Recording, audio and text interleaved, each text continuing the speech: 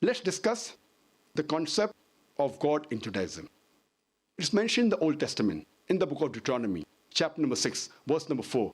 Moses, peace be upon him, says, Shama Israelu, Adnahin Adnaikat. Hear, O Israel, the Lord, our God, is one Lord. It's mentioned in the book of Isaiah, chapter number 43, verse number 11. I am Lord, and there's no Savior besides me. It's mentioned in the book of Isaiah, chapter number 45, verse number 5.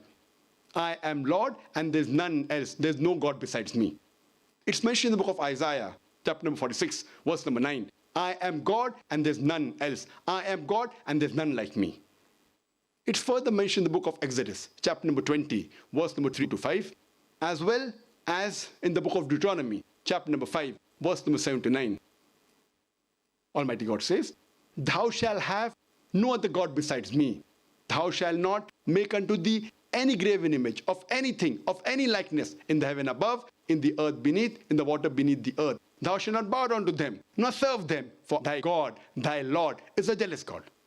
So if you read the Old Testament, you shall understand the concept of God in Judaism and understand Judaism in the right perspective.